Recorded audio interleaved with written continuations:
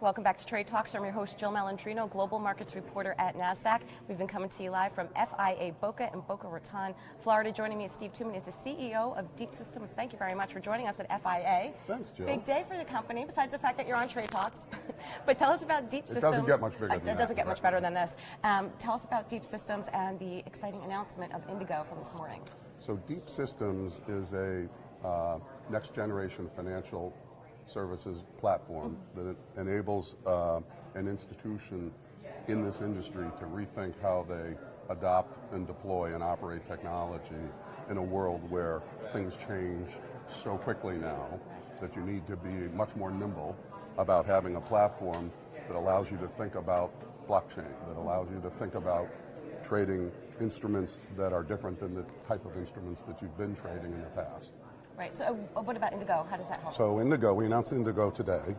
We think it's the first cross-asset, exchange-agnostic digital asset trading platform.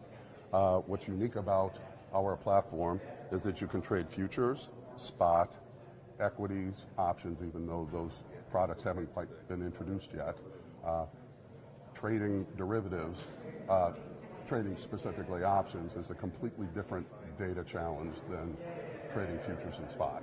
The other thing that's somewhat unique about what we're doing is that managing positions in this world is going to be a real challenge because it's no longer a question of having multiple exchanges and one prime broker. It's having multiple exchanges, multiple custodians, and limitations in terms of what you can trade inventory-wise at any one moment in time relative to what your position at different custodians look like. So who are your customers and what are you trying to help them resolve? Obviously navigating these complex markets that we trade. Right, so in the Deep Systems world, if you walked into a broker's office, you'd know you were at a broker. If you walked into a prop shop, you might know you were there, or a hedge fund, you might know you were there. If you walked into the technology cages of those businesses, you wouldn't know what kind of business they were. And that's because so much of it really looks the same. There's machines co-located in data centers. They're all connected to financial points of presence. And so when we saw that, we saw an opportunity to differentiate the things that are common across the financial industry and things that actually make a business, creates enterprise value and make them unique. So what makes a prop shop a prop shop? What makes a broker? What makes an exchange an exchange?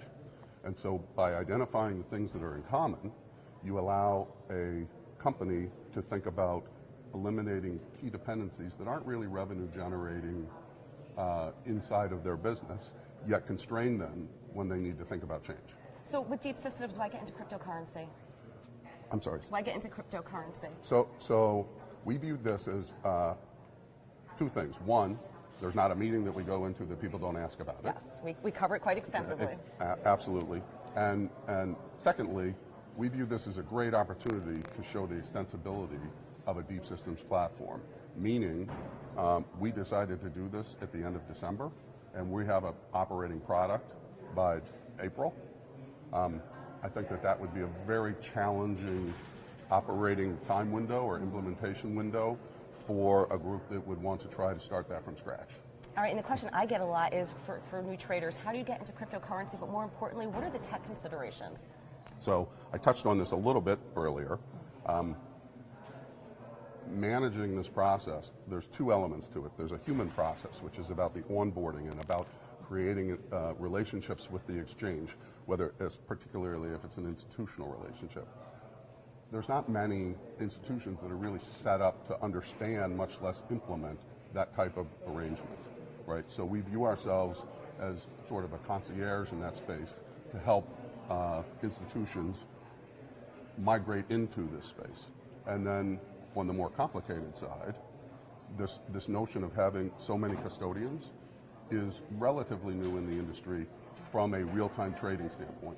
So in addition to just managing what your actual position might be at any point in time, when you're interfaced with all these various points of presence and need to not just do netting, but you actually need to know specific inventory at each exchange destination, whether it's futures or whether it's spot, being able to have a trading system that knows what it can do on any exchange at any time in a world where you can't short. Right. That's a very new concept and challenging concept, and we think that we've solved it. All right. Well, thank you very much for joining us today, and congratulations on the Indigo launch. I really appreciate it. All Thank right. you, Jill. And traders, thank you for joining me throughout the day. I'm Jill Malandrino, Global Markets Reporter at